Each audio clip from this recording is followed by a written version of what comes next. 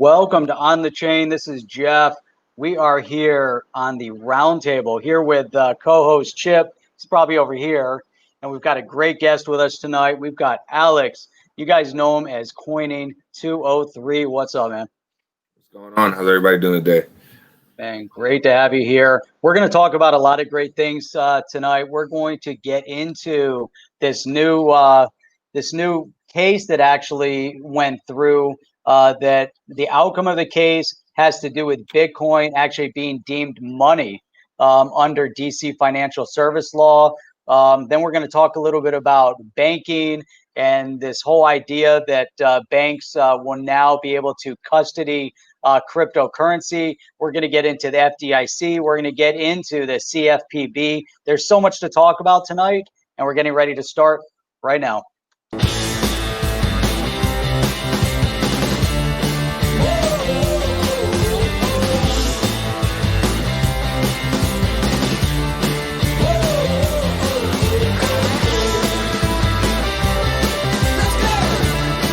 And now, the roundtable with Jeff and Chip on the chain. Welcome back. What is up? Man, Alex, it's great to have you here. I think we've had you on the show. It's been a while since we've seen you. Yeah, it's been a couple months. It's been a couple crazy COVID months. Well, yeah, it was like a different world the last time we spoke, but this is, I think, your third appearance. Am I right about that? Yes, third appearance. Boom. You know what happens when you hit 5? You get that special, that limited edition hoodie. Oh, man. Boom. OTC hoodie. OTC. I'll be on next week and the week after, right? That's right. Yeah. Back to back. All the way. All Monday, Tuesday, Wednesday, all the way through, man. And so how is the world treating you out there? It's interesting. I was home from March to July. I was in the house. It's good because I got a baby, so I got to spend time with my wife and my daughter, and I travel a lot for work, so having a break was good. But seeing all the the sickness in the world and everything that was going on, it was just like, damn, that sucks. But we're here. I'm alive. I'm kicking. Family's good. I'm good, and the crypto's doing good. So I can't complain. That's awesome. It's awesome. So, man, we got a lot to talk about. There's lots of developments. We're going to get into a little bit of the regulatory side of things. And what are your thoughts? I mean, all this great news. Maybe we should start, banking. Banks getting ready to custody crypto or digital asset. It's a wild time, but it's like a domino effect. The first domino was knocked down, and now seems to me that they're all falling. It's weird how everything's starting to come into play, right? I mean, it's like you see a big news week with regard to some of the stuff happening out there. I think the first story, obviously, out of the Office of the Comptroller, Brian Brooks, coming up with having the banks being able to custody cryptocurrency, digital assets. What they call it in there? They had to tell you what cryptocurrency was. They had to explain it. And I don't know if you guys had a chance to look at some of the references, they footnoted everything in that, the official one, not the article, but they footnoted. And I was it's an interesting source. That was an interesting source. It just seemed like there was some weird, interesting sources there. But Alex, let's dive into this a little bit. I guess I could probably just throw it up here, just kind of just to kind of see it. And guys, that'll be down in the link if you want to any of these articles we talk about. But federally chartered banks and thrifts may provide, and we're talking about thrifts, we're not talking about thrift stores, okay? Because that would be weird. You walk into a thrift store, you buy an old jacket, and then you're like, hey man, by the way, I'd like to custody some crypto for a crypto asset. So let's we don't have to get in the article, but just to kind of, this is what we're sort of talking about here. And this came out July 22nd, just a couple days ago, which is pretty amazing. Let's dive into this. What are your thoughts on this, Alex? So it's a major step forward for the entire industry. We're finally seeing the U.S. realize that, hey, if we don't act now, we're going to be left behind. And shout out to all the hardworking people that put this all together. It's not easy because you have to think about. You look at it from the view of a politician or a congressman or a congressman's team is. They have to cover every single possible point that someone may argue. So it takes a lot of research to put something like this together. and it's great. It's the first one the first big one we've seen in a while. So I think that we're going to start seeing a lot of different bills, amendments, public notices like this towards crypto and blockchain. I like the way you think. It plays beautifully in the stuff Jeff's talked about for some time, and he's always, he's floated out there. Will exchanges become banks, as we're starting to see the bleed over, and will banks become exchanges, right? And so that dropped. That was like the first thing I thought of was, and Jeff, your thoughts on this thing, because you kind of been talking about this for a while and more or less making that prediction that you saw it as inevitable. Yeah, I think so. And it's interesting because the one thing that we know is that when you start seeing, some movements in the space, you're also going to see a lot of buyouts in the space. So that's the big question. So banks have been sitting on the sidelines. Crypto exchanges have been building and building and building and accumulating huge stockpiles of cash. And now we're starting to see the relevancy. So we're at a point now, and it's interesting too, because people keep saying, oh, well, we want to be, I guess the original driving force of the Bitcoin was to become decentralized and get away from banks. But you can't buy a cryptocurrency and hold a cryptocurrency in the mainstream without there being a bank. And it doesn't matter if you call it a crypto exchange or if you call it a bank, it's still a bank. Yeah, and that was something I talked about today, that, if we're putting our digital asset on Coinbase, as much as we don't want to refer to it as a bank, it's holding our asset. We're banking our asset with them. They're protecting it. They're responsible for it. And that's where it sits. Supposedly, right. So what would the difference between JP Morgan or Coinbase? Now, the question is, who has more money and who's going to get bought out first? So with this new idea of banks being able to custody crypto, I think they're going to start custodying for big institutions first. And maybe Coinbase or Uphold, they might have, instead of using BitGo, maybe they're going to use the cold storage custodial services. Maybe, I think Coinbase has their own custody, but let's say they move on and they decide they want to cold storage it with JP Morgan, and JP Morgan becomes responsible. But it's such a fine line at this point. They're all going to be banks. They're all going to compete. And, it would be good to get Alex, get your opinion on it. So I think that revenue, banks are about revenue. So the revenue opportunity behind this is huge. So you add the revenue potential, and then you add the mainstream potential for people. You try to get somebody into crypto today, they got to go and open up a Coinbase account. They got to link their bank account. Or their debit card. They got to show their ID. They got to do all this stuff. But think about it in the future. If you can go on your Chase app, swipe to the right, and you can buy your XRP right on your Chase app. Think about all the mainstream adoption then. And then think about all the revenue that's going to produce for a bank like Chase. The opportunities there are a lot. We're at, what, 285 billion market cap right now?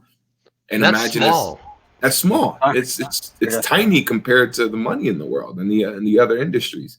So I think that these banks will start once.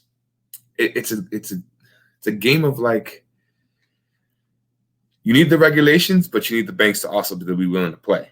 And the banks are not going to play until you have the regulation. So it's like, okay, is the banks going to launch first without the regulations, or are they going to wait? Now that we have dominoes falling, we have the first one, we have a bunch of different articles all of a sudden coming out regarding crypto, like out of nowhere. Seems to be right. Yeah, and it's just like, okay, now there's something bigger at play. There has to be. It just doesn't happen. These are not coincidences that in the 1 week we get all this talk about crypto. It's also timing, right? So banks don't move quickly. Banks move and make decisions very slowly.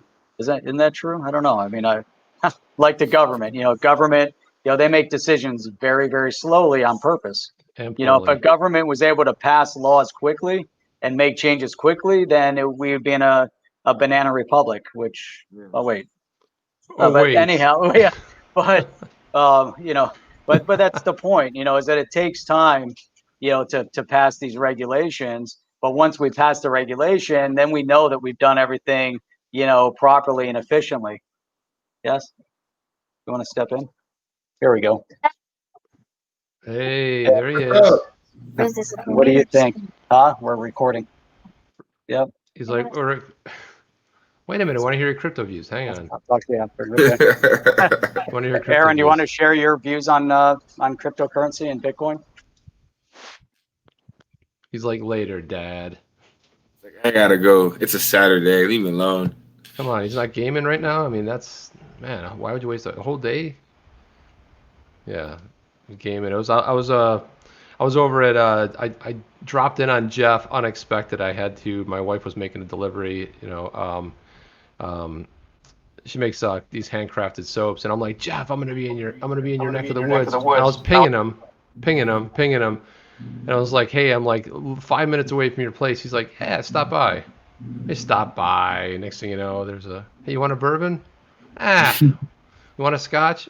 Why not? Next thing you know, because we only live, I think, maybe a half hour, 35, 40 minutes away, which is kind of weird because all of this stuff, and you're not even in home base, you're traveling on the road, so you're out in Colorado, Alex.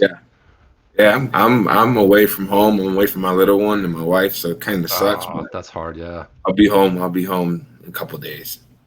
Yeah, it's gonna be great when you get home finally. I used to travel a lot. I mean, how's life on the road? I mean, when you get away that one day, when you're used to seeing your family, it's now, you find other things to do, work sometimes, you end up working nonstop. So I've been working 15 to 18-hour days since I got here, just to work. My company's based out of Denver. I work remote most of the times when I'm not traveling. So it's been office. It's been catching up with all my coworkers. It's been lunch with this person, dinner with that person. Let's go back to work late. I'm actually going to go into work after this meeting just to, finish up some of the stuff and try to get out of here a couple of days early. And I'm dying to get back to my little one because I've been home for a couple months and she decides to wait until dad leaves on his trip to start taking her first little steps. Oh. So I'm trying to get home as quick as possible before she actually takes them alone. Right on. Yeah, that's always cool. I mean, I know a lot of people haven't, I saw a cool video the other day. It was like the caption on the Twitter said, a lot of people think this is overdone, but I think it's spot on. I go, okay, that deserves me watching it. And it was, in my neighborhood, there's a lot of kids and stuff and families. And so you would just hear these cars driving by honking, wah, wah, wah, wah, the honking. You're like, what the hell? And it was like drive-by parties, it was like they would drive by and, pass off the gift, wave, kids, balloons. And then they'd be gone after like 15 minutes after they made a noise. So this video has nothing to do with crypto, but I'm like, what is going on? I see a dog, and the dog's sitting there, and he's like, you see it from behind his head, you look, and there's a car going by with dogs hanging out the window with decorations all over. It was a dog's birthday. It was a doggy birthday party. I was like, what the hell? They weren't honking. They want to freak out the dogs, but they're driving by, and the dogs are looking. The other dog's looking. I was like, you know what? I gotta say that's okay. I'm down with that as a dog owner. Yeah, me too, man. I miss my dog too, man. He's What kind of dog do you have? I have a 2-year-old lab. Oh man, labs are the best. I had labs. Jeff's had labs. I don't know if he's a lab or he's a goat because he jumps everywhere. One of those jumping goats. Jumping goats. Yeah, I have a bull terrier, like the target dog, and he does this weird thing where some dogs kind of lead with their front paws. He just bling bling. He's like does your dog do that too, or? Yeah. Spring. So anyway, let's get back to the crypto here. So jumping back in here, there's I wanted to add another article, something that's kind of pop in and talk about here. We just put this up there just so we can kind of see it. And this one is the CFPB announces a plan to issue ANPR on consumer-authorized access to financial data. If you think that sounds complicated, it is, because it was approved by and written by an attorney. So they had to craft that, so it was like I almost didn't get through the reading on that. So anyway, CFPB, what are we seeing here? What are we looking at here, Alex? Again, another domino that had to fall for us to get to where we want to go. And I think, and I don't like to do predictions publicly, but I'm gonna make one. I think that for the rest of the year, we're just gonna see week after week, or probably every other week, some sort of news like this, where it's kind of shaping the framework for what we need in America for crypto to go mainstream and crypto to be utilized the right way, for the right cryptos with the right use cases to be utilized. So we're just going to see articles like this that they're going to be tough to read, because I'm not a lawyer. I don't know if any of you guys are, but there's a lot of lawyer talk in them. So there's a lot of lawyer talk. Did we lose you, Jeff? Jeff, we lost your mic for a second. I don't know what happened to you, but yeah, we lost you. So I don't know why I don't hear you. Do you hear Jeff? No, we lost him. Something popped. Something happened to your microphone. Yeah, it's a lot of lawyer speak, but man, you really hit it on, Alex, because spot on the head. Because it's weird. All of a sudden, we're starting to see stuff drop. Right? We've been hearing about this for some time. And then out of nowhere, it's seemingly right. We get a couple cool stories, right in a row that's happened. There was some other stuff, legislation it had to do more with repealing some of the stuff in Dodd-Frank. A lot of people in the crypto, especially XRP, I saw them tweeting about it because they got excited, probably because it said cross-border, but it had nothing to do with cryptocurrency. And people are tagging Brad Garlinghouse, Brad, it's happening. I was like, this has nothing to do with crypto, but it's cool to have. But you start seeing, no matter what, you're starting to see some legislation. And we always go like, well, nothing's happening. If you'd watch the news, Jeff probably popped out for a second, but if you watch the news, you would think, man, it's just like, we're in the post-apocalyptic, whatever. And it turns out that we're really not. There's all kinds of stuff happening. Yeah. So there's one message I want to get across to the crypto Twitter community is things happen in time. And if you're looking for the government to say specifically, to speak on a specific asset, that's going to be further down the line. We have to get the framework set for all of the assets. And then they're going to go into the weeds to decipher, okay, this one does this one does that, this one's good here, this one does that.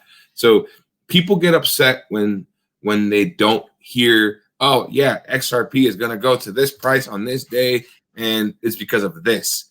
That's not going to happen.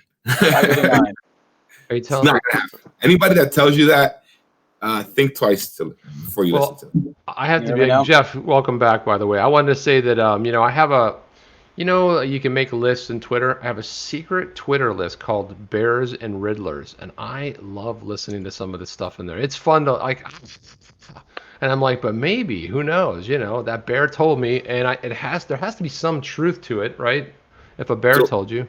So right. So there's an entertainment value to it. It's there. It is. Don't get me wrong. I catch myself sometimes like entertaining the idea because it's entertainment. Again, they all say, this is entertainment, so it's entertainment. Okay, cool, why not? And don't get me wrong, when I see somebody say, oh, it's going to this price, this ridiculous price, I'm the first one to whip out a calculator just to boom. But I don't make my investments based off of that. I don't let that dictate my sentiment towards any particular asset. Yeah, that's a good point. As we start seeing mainstream move into this space, though, and everything we're talking about, the regulation and creating an environment where it becomes the norm, versus just something that's fringe. Bitcoin started as fringe, but 10 years in, and we have all these great digital assets, and you have projects, and now we're seeing governments, moving into this, regulatory, aspect. And that's what I was talking about earlier, the speed at which they make these decisions, so we're starting to see, some movement in the right direction. The CFPB, what's going on in the banking with custody. But here's what's really interesting. So as we start seeing the norm become that digital assets are the norm, I guess there's two things to think about. One would be, where does XRP go from here, like you were saying, because we know that RippleNet, with Ripple, their objective was to bring banks into, faster, more streamlined movement of currencies all over the world. And it kind of makes it easier for these banks to move currency now that, with the rails that Ripple's providing through RippleNet, utilizing XRP. But banks, when we're talking about moving slow, but banks would be reluctant to even think about working with a digital asset before there was some normalcy that is provided through government regulation. So now that we're seeing that banks are going to be able to custody the crypto, it's also going to become the norm and make it easier for these banks to utilize crypto to move money through their accounts. Well, what are your thoughts? So I remember, if you go back, it's all over Twitter. I guess the IMF said that all it would take is for one country to hold the crypto asset as a central bank digital currency, and then the IMF could start working. So we're starting to see this play out. I think I saw an article about, I think the Netherlands or one of the European countries was going to start using a central bank digital currency. Lithuania was somebody I saw. It was Lithuania. Yeah, it was Lithuania, right? I think so. Who knows? We're going to be full of misinformation. People are like screaming at the screens right now, it's not, and then they're yelling the real answer. But I don't know. I thought it was Lithuania. I'll look for it. Yeah. So what are your thoughts on this part then? So they're not working with digital assets that are necessarily blockchain based. They're working with digital currencies, or their central bank digital currency. What's your thought about that? The rise of the centralized central bank digital currency. What are your thoughts? I think that to the public, the people who don't know, they hear digital currency and they're not going to know what a CBDC is. I bet you most people don't even know what a central bank is. So they're going to hear digital currency and they're going to think Bitcoin.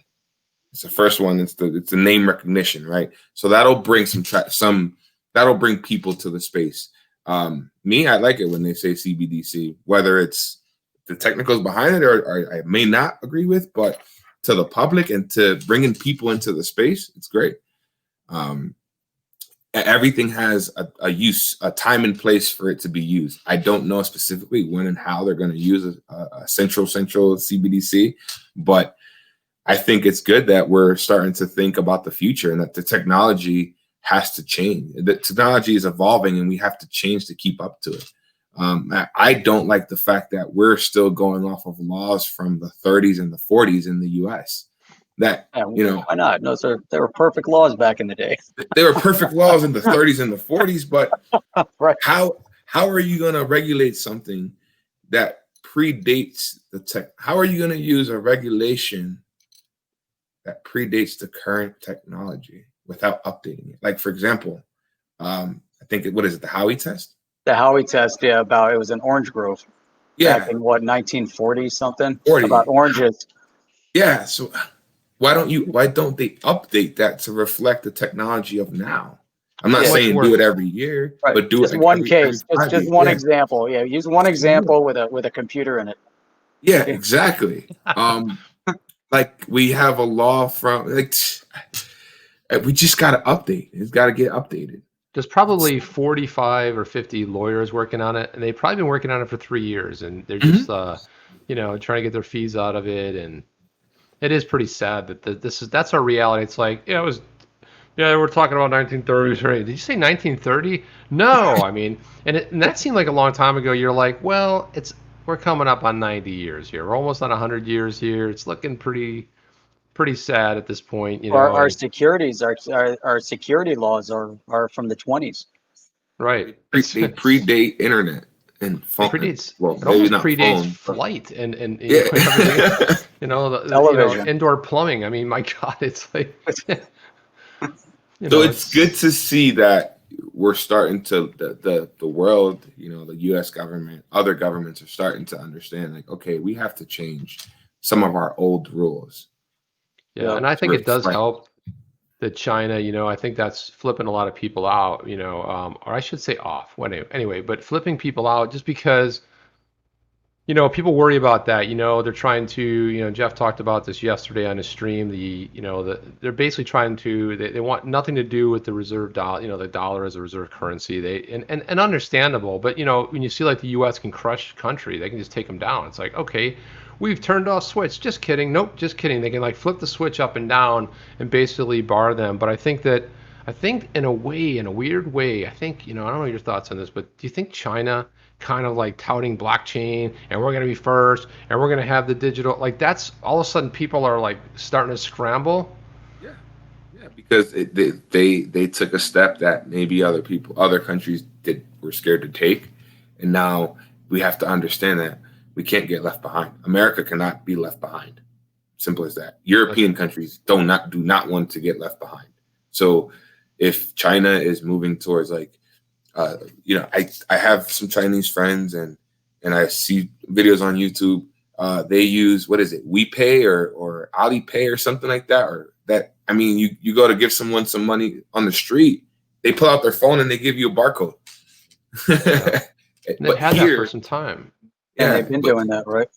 Yeah, so like here, the financial system in the U.S., like it's not a coincidence that we're having a coin shortage. It's not a coincidence that we're going through even some money shortages. It's not a coincidence. Yeah, right. No such thing as a coincidence, right?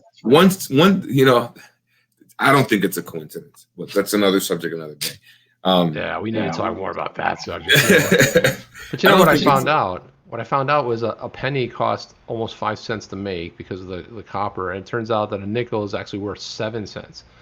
So it's like, just change the denominations on them just so people can be really freaked out. But the penny, you look at the penny, right? You're like, seriously, when was the last time you had a penny, a 1 cent, a 1/100th of a dollar? When do you have that in your pocket? And we didn't think there was any use for it, but there's a new service that came out called Scylla, SILA, and what they did was they packaged basically ACH. Instead of you trying to do your own ACH, they packaged it and they backed it by a stable coin that's backed to the penny. And then the founder comes out and says, "Hey, we found a use for the penny.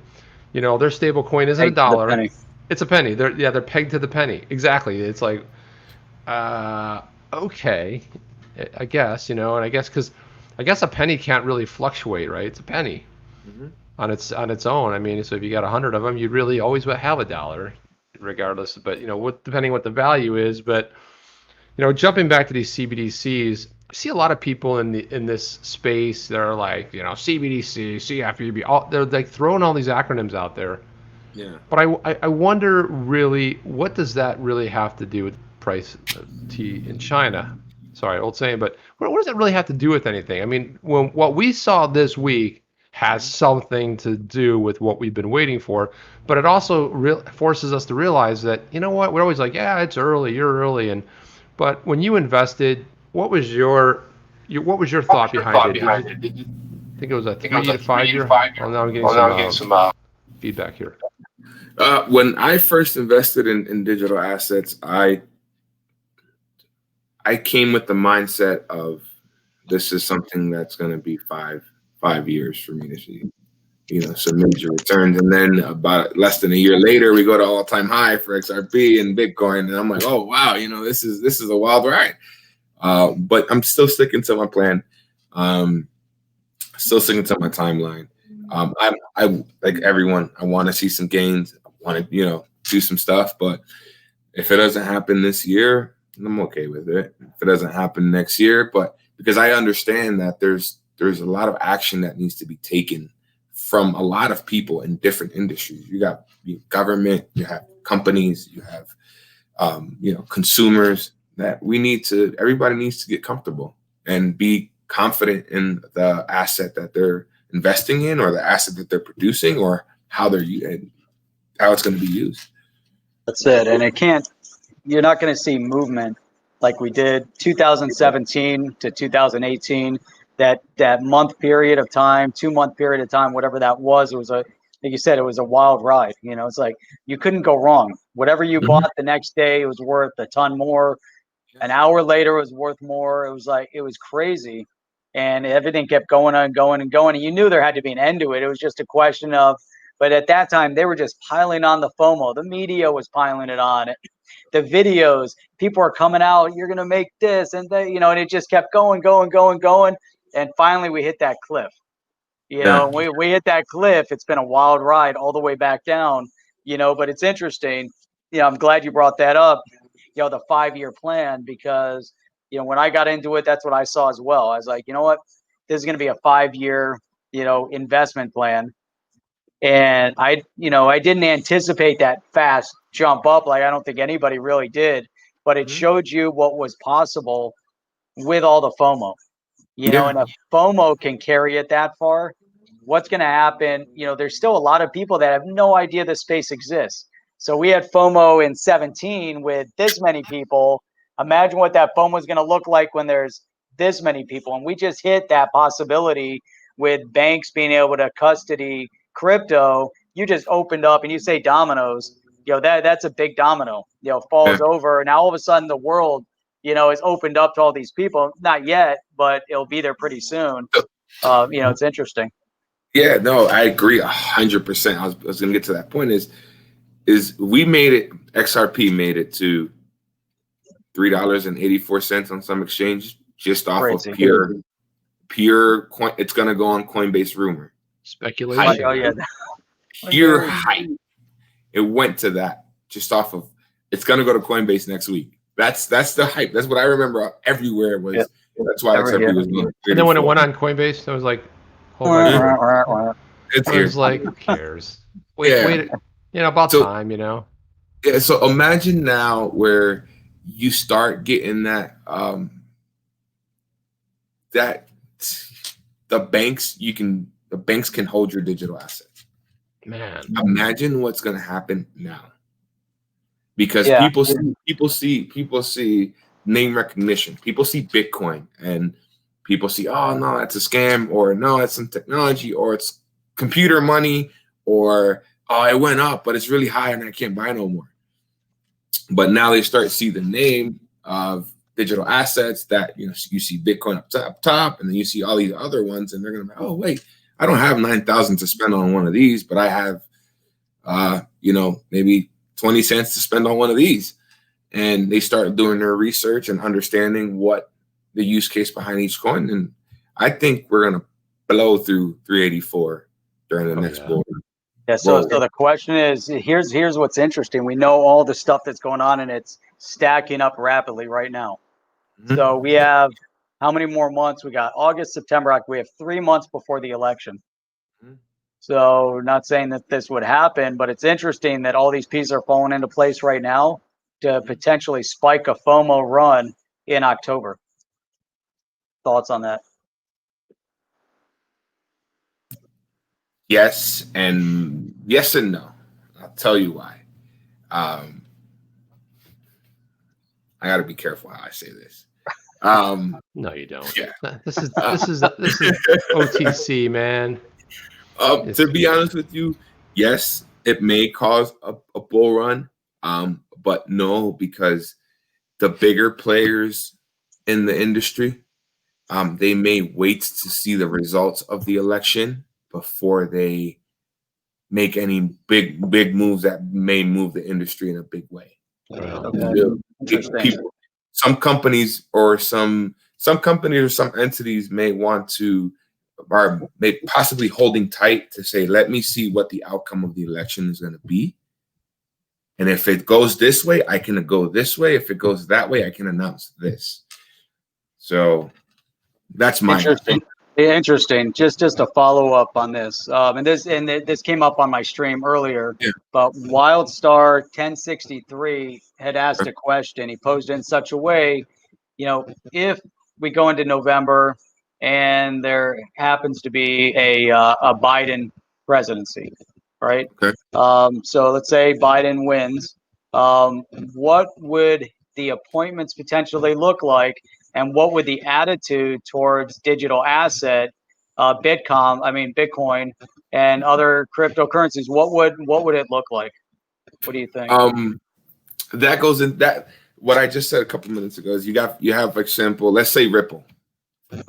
They have a product that they may want to announce, and they know that right now you have Mnuchin, you have Brian Brooks, you have all these people that are in there that may be receptive towards this product or agree with it.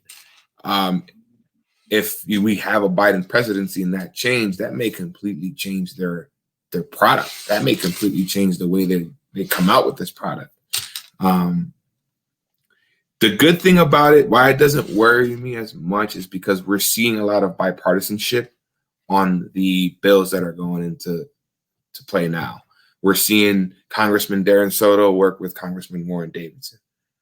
Yep. So we're seeing the bipartisanship towards the blockchain technology. Now, as far as the crypto assets, the digital assets, your Bitcoin, your Ethereum, your XRP, I don't know. I don't know what that would look like. Me personally, I don't think they would be as friendly as the current administration.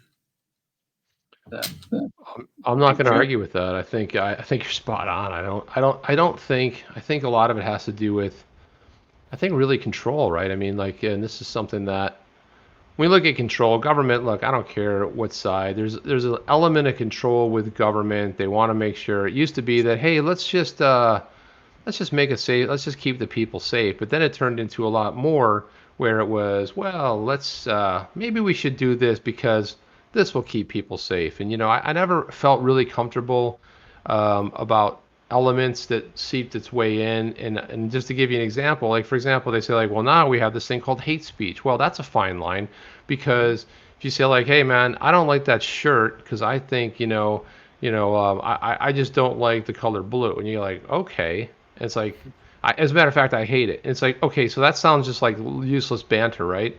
But to somebody who's in the know, they go like, well, wait a minute, man, you're hating on that shirt. And see, this is the problem when you start getting into interpretation. It starts whittling away what the First Amendment means in the United States, this freedom of speech. So now it's like, well, you can say stop, but don't say that, or don't say, and not that I'm for anything that's, anybody being, horrible towards another human being, but it's like, it's just like, that's what happens and erodes over time. So we have the same thing when it comes to monetary stuff, right?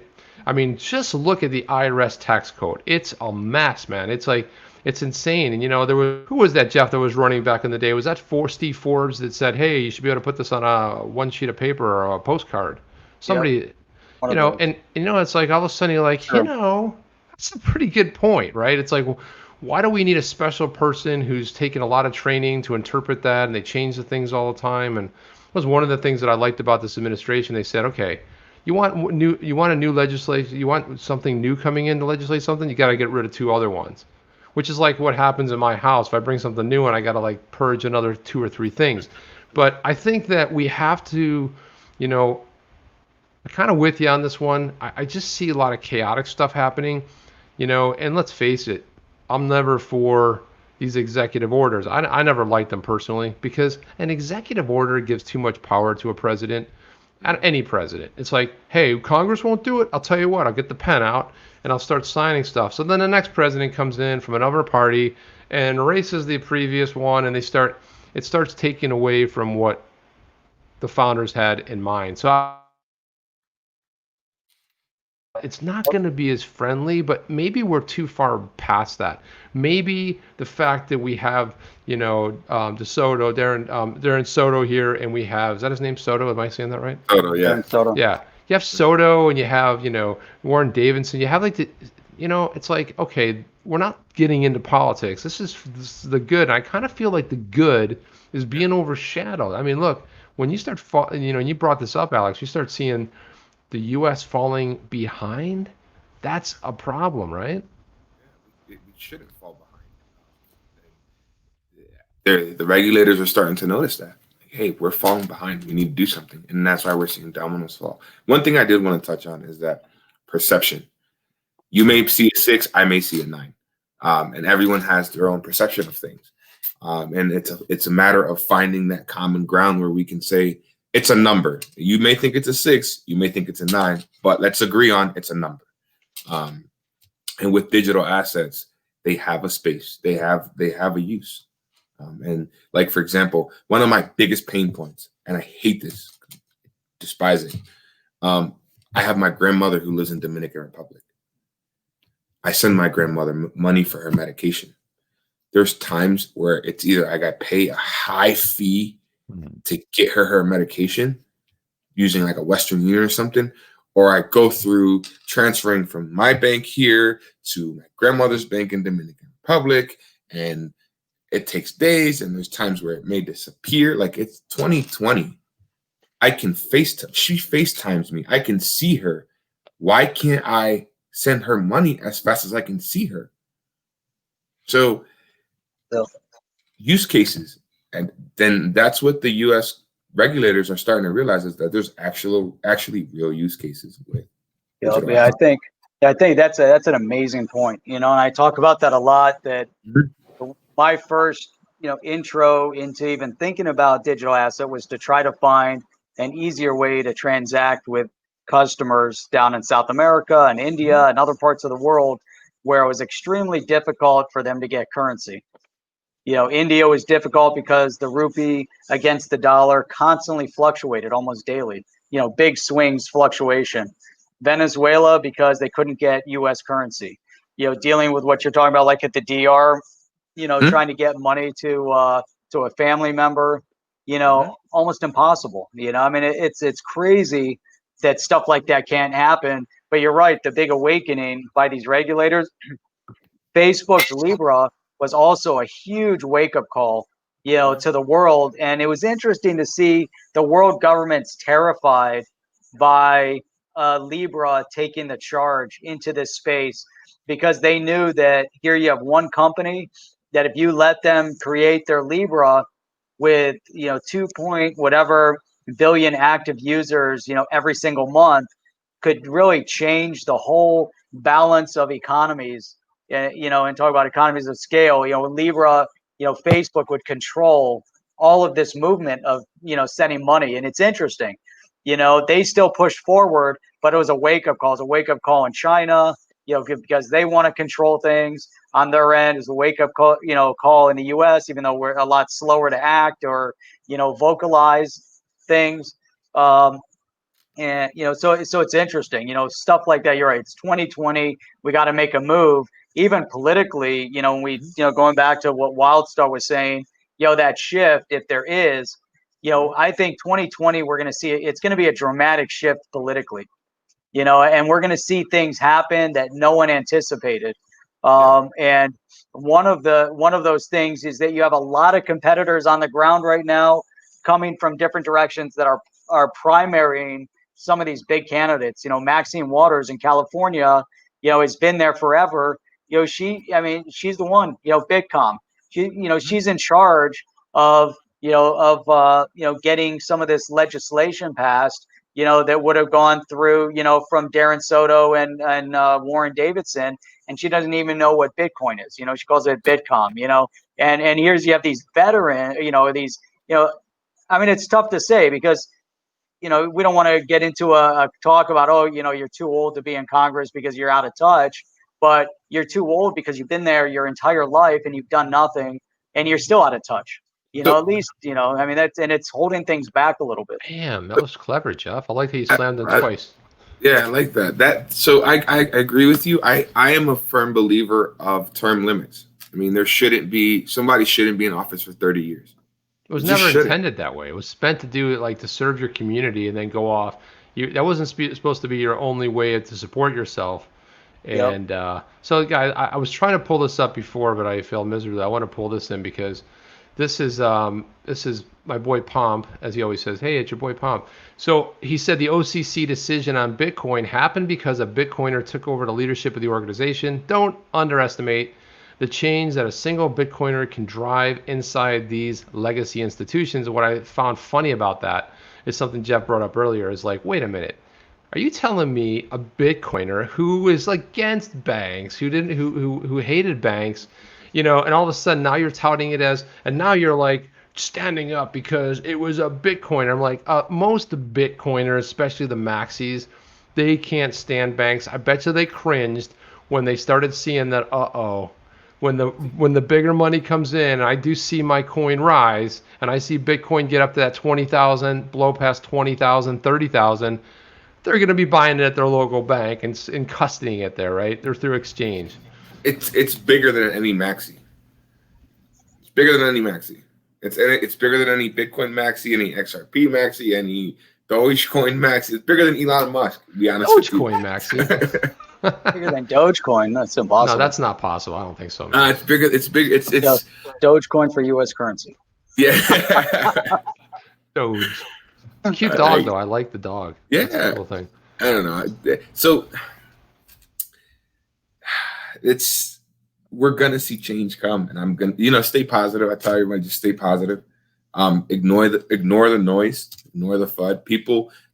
People get upset on Twitter, and I said it earlier. People get upset on Twitter because they don't see it specifically say XRP this or Bitcoin this. It's an overall space we're worrying about. We're gonna get into the weeds. We're gonna get into the weeds of each coin in the future. We're early. I think we're early. Very. Yeah, we're early. Give it 5 years and see what we see. I wonder where we're going to be in 5 years. Well, I think you're going to see exponential growth. Oh, by the way, I'm feeding back again. Somebody who's got me turned up too high on their thing. I don't know. Just you. I'm not feeding back on my own machine, man. So I think exponential. What we're going to see, we're going to start seeing that. I mean, look what happened in a week. Everyone's like, "Oh my God, crypto's dead," and so Bitcoin became, to Pomp, one of the bigger, maxis, became a banker's coin, right? Mm-hmm. It really turned into a banker's coin. All those years of anti-banks, and now it's a banker's coin, just like anything else. But you brought up something before about the utility, and if you look back to the 2017 run, that run up happened, I think, in within 30 days or pretty close to it, 20 some days. Now, and everyone's like, wow, that can never. Well, you're right. I think you're right, Alex. I think we're going to see the next one blow past that when it starts going, and it'll be a pretty good solid run. But I almost look at, look back then. I mean, we didn't have. I mean, you look at the Ripple as a company. They were just kind of, even though they'd been around a while. Look at how many partnerships they had disclosed, and look at they didn't, they since launched Pay ID and some of their products, the ODL, the on-demand liquidity, all these things. None of that stuff was available back then. We didn't even know if they had really had, even though news was coming out about partnerships, it was pretty limited compared to now. They've got over 400, and people are sitting. These banks are sitting on the sidelines, and a lot of people got freaked out because they started seeing the messaging from Ripple change. And want to get your view on this, where they saw, the ODL where they were pushing the volume, and then we saw, oh my gosh, 300% and this and that, and then everyone thought, oh no, it's what's going to happen with XRP and Ripple? They've taken another position, and you saw all the weird stuff going on about Twitter. I'm like, this was always designed. This is only one use case. So the Ripple pivot of June, I call it's business. Think about, you're in a business. You have a business plan. For example, give you the perfect one. My wife is a chef. She started her business making cake pops and bakery and baking stuff. Now she sells jewelry, handmade jewelry. So you start a business, you overcome. There's going to be points where you pivot, but you still stick to what you know. She went to school. She went took some classes for jewelry back in the day, and she's also a chef. So now she mixes the two. She does parties for children where she'll bake a cake and some stuff and then provide jewelry for the party.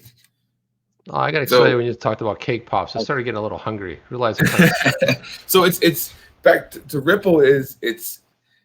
We don't know what's going on inside of Ripple. We don't know what caused them to make for a pivot to happen. We don't know.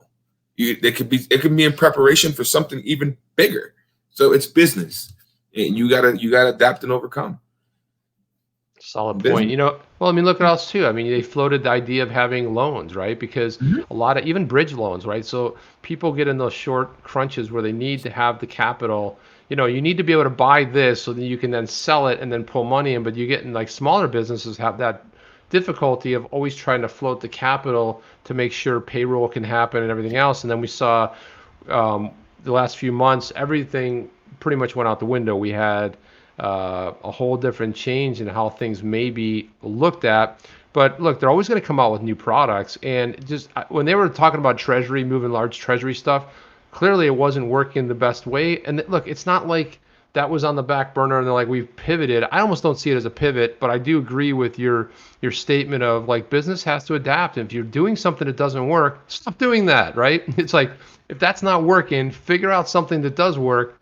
And really, you know, the market size for SMEs is just massive. I mean, I hear a lot of people talk about what comprises an SME, but you're looking at $125 trillion market that is just out there, and you're like people are like, whoa, think about that in terms like you think of $1 billion, you almost can't even come up with $125 trillion. And we look at, you know, we talked earlier about what the market cap is right now. Compare that to 125 trillion. It's some serious money. So people are like, oh my gosh, I can't believe they're getting in this space. Well, it's a phenomenal space to get into. Yeah, it is. It is. And we're good. We're gonna be good. And I tell people we're gonna be good. Massive. It's a massive space. Yeah. You know, So do you have any friends in the banking industry? You know, anybody that's you know, or know anybody in the banking industry that's dropped some knowledge as far as what their thoughts are? Do you know anybody that might have an opinion, like what they think of this whole custody thing? Yeah. So I have a friend who's a banker, and I recommend everyone, if you're in digital assets, go to your bank and talk to don't go now because of COVID, but reach out to your bank. They have what's called relationship managers. Talk to your relationship managers for your bank. Let them know, hey, I invest in digital assets. I buy XRP, I buy Coinbase on this exchange. When there's going to be a point where it's going to go up and I'm going to want to cash out, you know what I'm doing. It's not illegal. So if I have a wire come in for $100,000 one day, you know where it's coming from. Start developing that relationship with your banker. That's a piece of advice I give everybody. It's very good advice, man. My banker friend, revenue. His big thing was like, you know how much revenue this can produce for the banks? Do you think the banks are going to let this opportunity go to waste? No, they're gonna create forms of revenue, and I see a future where, like I said earlier, you're going to be able to buy XRP or Dogecoin or Bitcoin, whatever you want, on your bank's app.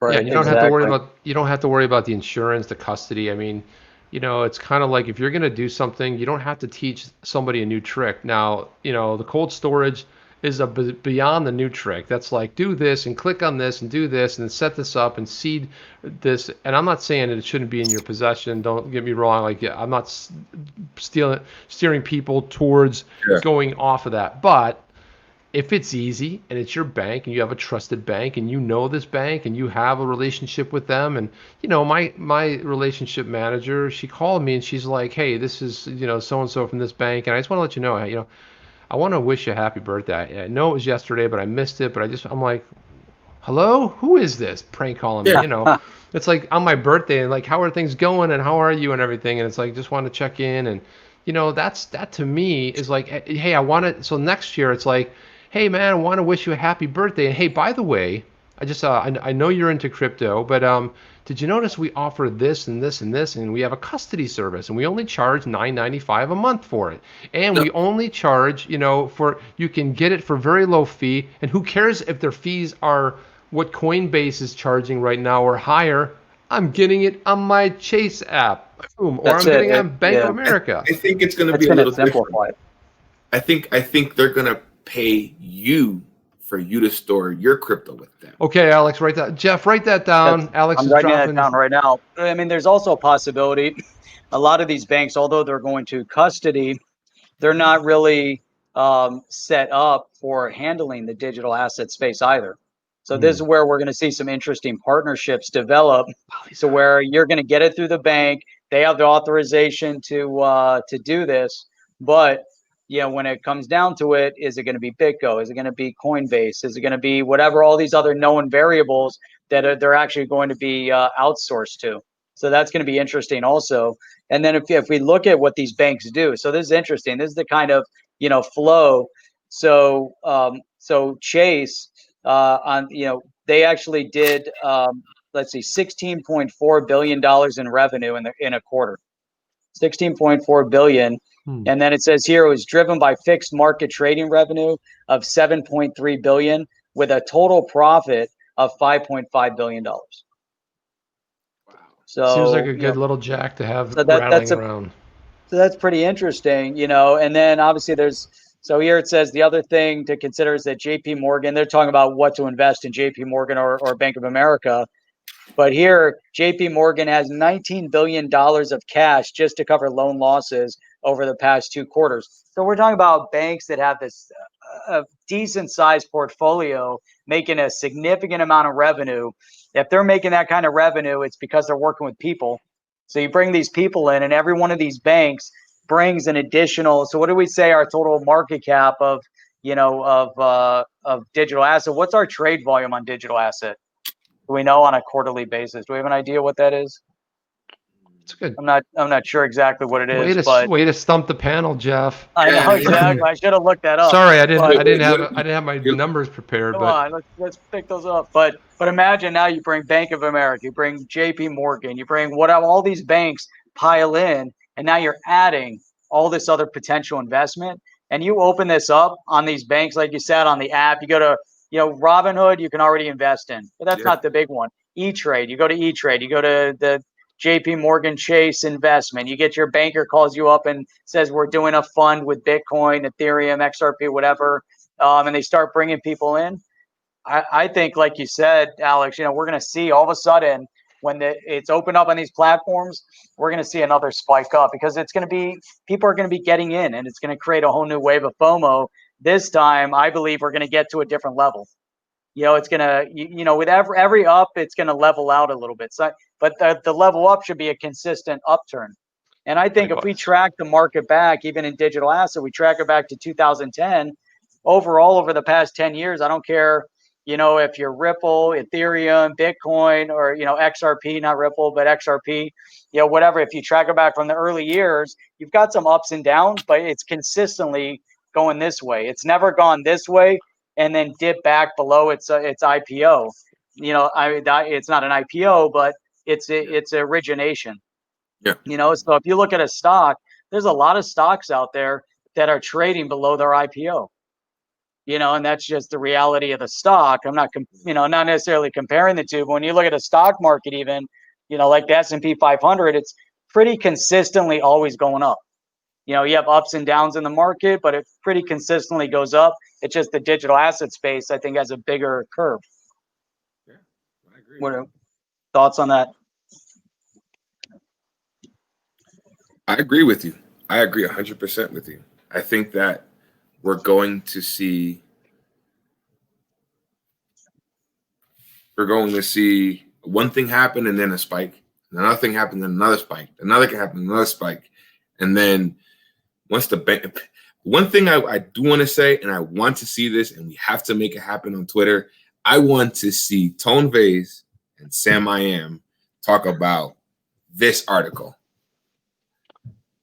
Yeah, it's not a fair fight, though. I mean, Sam would just destroy him. And Sam put out a great video the other day about Chainlink. I don't know if you saw that, but that was a joy to watch because I was looking at some of the same stuff he came up with. But anyway, you go check that Sam to the Lifeboats on YouTube. Check that channel out. It's a really phenomenal video where he just takes apart their whole thing. But if people are like, yeah, it went up from nothing to $7 and it's this and that. But, God bless the people that are there, and hopefully people get out and they don't get hurt. But I want to ask you guys if this makes more sense now.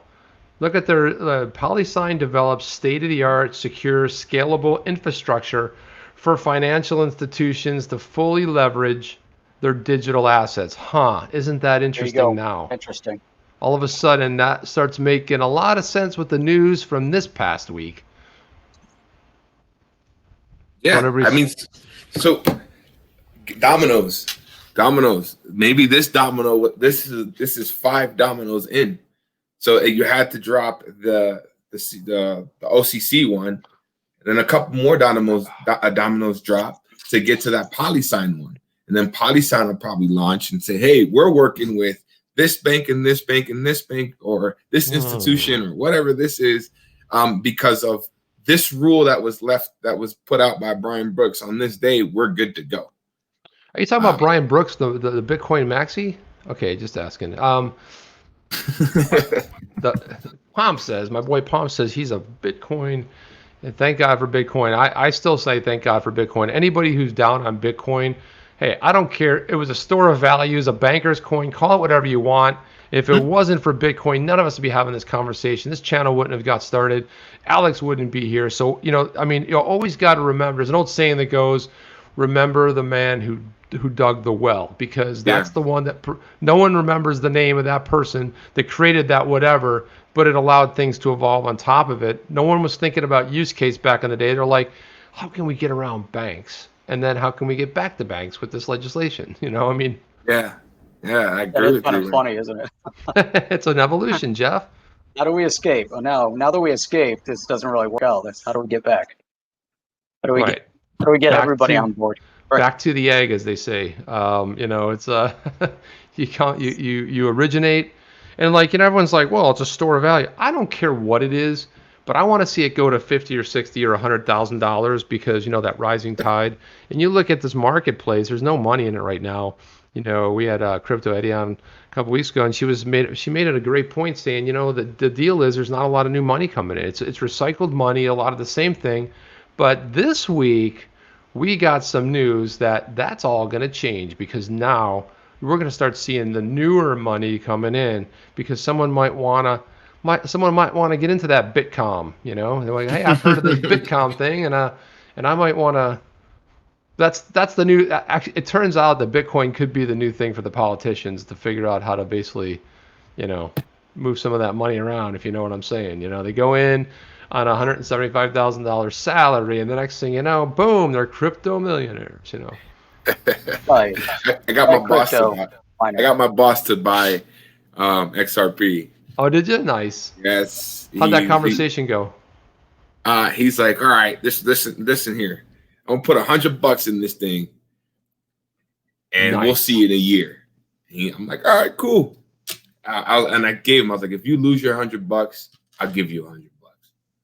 Nice. Yeah. There you go. Yeah, and buy some more. Next thing I know, he has a lot more now because he started doing his own research and started reading up more. He's like, you can keep your $100, man. I'm good. We're gonna be good. I was like, you see? Yeah. Some people when I used to go into an office, there's a couple people where I said, hey, let me send you some XRP. They'd be like, hey, I'm really interested. I don't know. I'm not sure. I'm like, don't worry about it. Let me send you some. I'll just send you some, just a little bit, something. And they're like, wow, I hold crypto. They're just excited about it. Yeah. But I have what's the person that runs all the money in the company, chief financial CFO of my company. So I had to go into my office. It was really a strange thing. I had to clean it because we're basically getting rid of our office. So they're like, CEO's like, hey, this is working. People are productive. They seem to like working from home better and working remote. I'm like, yes. So I went in there to kind of clean my stuff out. It was a lot of stuff over years, and I was like, man, I brought one giant bin. Turns out I was scrambling for another box. Like, where did this stuff come from that I accumulated? But every time I see him, he's like, hey, man, how you doing? How's everything? He goes, hey, man, how's that crypto doing? So he's bought it, and he's sold it, and he's bought it and sold it, and it went up a little bit and bought it and sold it. I'm like, you hold it? He goes, yeah, I have a little. He goes, but I need to buy more. What's the price? What's this? I'm like that. I'm like, let me show you. It's called Google. Okay, you just Google it, and it's like you just Google any coin, and you get. But he's always like, "How's it going?" I'm like, "It's all right." He goes, "It's down though, isn't it?" I'm like, "It is." Yeah. That means it's on sale. That means it's on sale, man. Everything's on sale. It's so funny. It dips, and people are like panicking. I'm like, no, man. I'm not giving financial advice, but some people looked at it as hit the panic button. Other people look at it as like, wait a minute, you mean I can buy it for 11 cents now? Well, I'm waiting for that moment. We just broke 21 cents. We just broke 21 cents. So if you get, that means it's going to 19. It's gonna be a 19 in an hour. All right. Yeah, it'll be at 20.5 in like 30 minutes, and then like 16. And then I'm about to buy some more right now, so it's probably gonna go down. So you get a little up, and then people sell off, get their profits, goes back down. But that's an interesting point. So when you can get it, let's say, and I don't know if they said anything about it. I know they can custody it, but it also makes sense that they would be able to also sell it, right? There'll be custody. You're not going to go like, hey, I bought it somewhere and you're going to transfer it. You'll at some point you'll be able to, like you said, buy it on your app, your bank, or whatever bank you use. But I'm curious, do you think it's going to? I think we lost Alex for a second there, but do you think we're going to see it that it? Where was I going with that? You freaked me out, Alex. You just like you bopped out of He there. just disappeared. He just disappeared. He's like, so what was I saying, Jeff? I don't even know what was I talking I about? don't Where know, am I? but here's a follow up to all of this, and hopefully we get Alex back in. I'll be here. Oh, his battery might have died. Oh, that's what it is. I'll wait for him to come in because this is a good one. And we'll let's take him out here. We'll put him in here. Add him over here. There Are you there? Yep. There he is. You see me? Yeah, turn your phone horizontal if you can. Boom. Uh-oh. Oh, now There he's you go. walking sideways. Nice. Wait, this way? I'll turn it there we from go. vertical to Why is it? horizontal. We get it Well, it flops, so. like that. that There work? we go. So That's I Oh, see but you're myself. still not. What You're happened? sideways though. Oh, he doesn't have his auto rotate on. Yeah, you probably have the lock. There you There go. he is. Perfect. Boom. Hey, go. so here's Sorry an about interesting one. Get your feedback. We'll kind of go around the table. Judy Shelton, Federal Reserve, the Federal Reserve Board. Judy Shelton, big proponent of the gold standard, wrote an interesting article that was posted in the Cato Institute, and she was talking about digital asset as a possible, not direct replacement, but has same utility purpose as gold in a reserve scenario. So if we're going to create a gold standard, she's big on the gold standard, and here we have cryptocurrency as a potential, maybe putting it in a basket of currencies with gold, and you have a basket of crypto digital asset mixed in, and that's what your currency is now based on. So Judy Sheldon, she's a public figure. She's out in the public, right? So she has to be careful about what she does and what she likes on social media because it can be misinterpreted. And if you go to her likes, she has liked a few things about XRP. Yeah. So I think she's a change that we need. And she has publicly said like a very cryptocurrency way. So yeah, welcome aboard. Let's see what you can do. Let's see what you're about.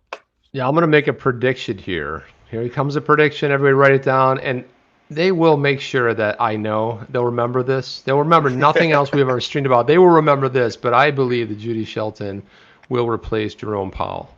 I think that's going to happen.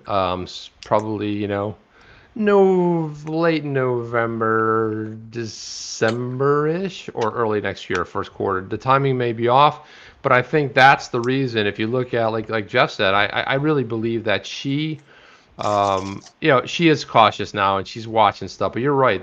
I've gone through her feed, just looking for stuff, and it's really cool to see that, some of the things she's done, things she's liked, and it just.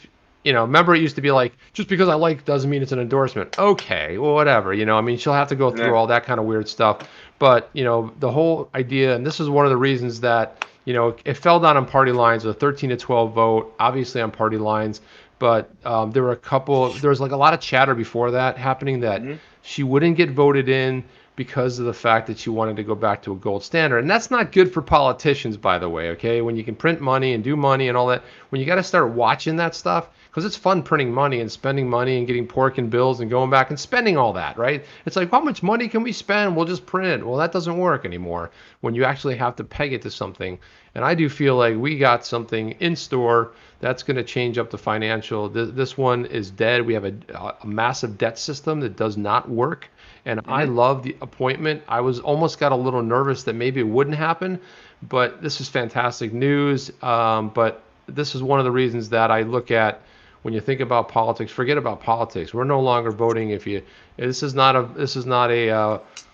decision between a Trump or Biden. That has nothing to do with it. This is a decision between freedom and moving forward down that path towards freedom, or it's about control, anarchy, and all things in between, and socialism and all the isms, which are mostly bad, except for, capitalism, but most of the socialism, Marxism, all that stuff. So if people are like, well, I don't like the guy, I don't care you hate the guy, just look, policies only. If you're going to vote blindly on policies and stuff that's happening and what's good. And, I tend to think what you said, Alex, is like that we got, forget about it. If we're crypto maniacs over here, and I know crypto maniacs probably in the stream, but if we're crypto maniacs, crypto insomniacs, we always are looking at the price.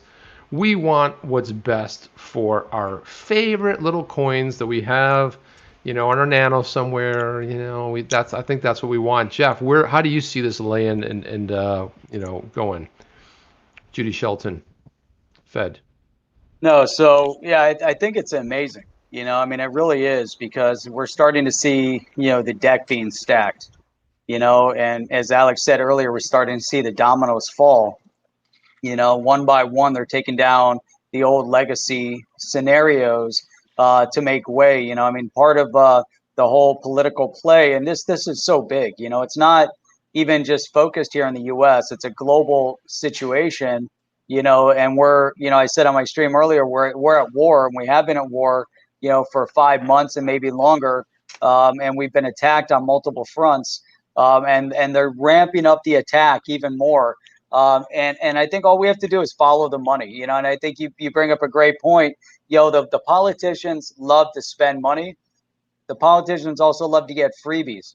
The politicians love to get out of Congress and get, huge salaries being lobbyists. The politicians also love, to see their kids get huge jobs, for gas companies over in the Ukraine, where they're getting paid, huge amounts of money every single month. That was subtle, Jeff, by the way. That was a very subtle sort of a drop there. Oh, right. Yeah. But overall, man.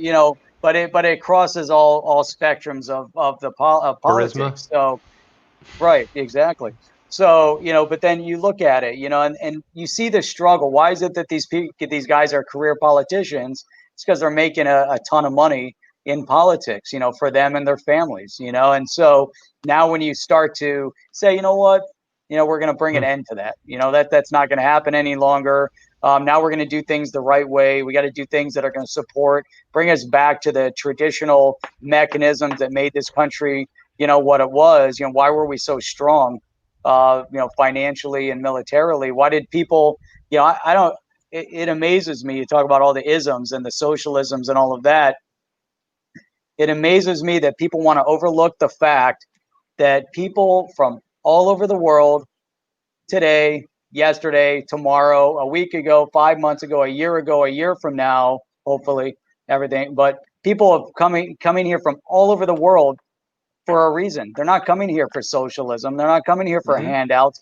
They're fleeing countries. All these countries that people are leaving, they come to this country because they have freedom of opportunity, right? They have the opportunity to do whatever the hell they want to do, to make whatever they want to make. If somebody hates you, then go over here, ignore what that person is saying. I don't get it. It's mind boggling, right? Sorry, Jeff, I was just singing some patriotic songs there.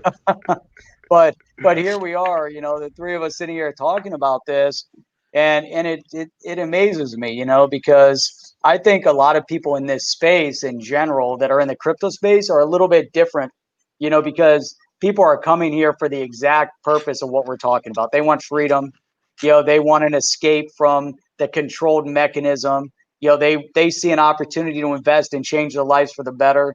And, it's amazing. I mean, this stream, when we air this, all the people that are listening right now that we're chatting with, there's people from all over the world. We're going to have people potentially from, Latin America, Brazil. We have people from Thailand. We have people from Australia, New Zealand, from Europe.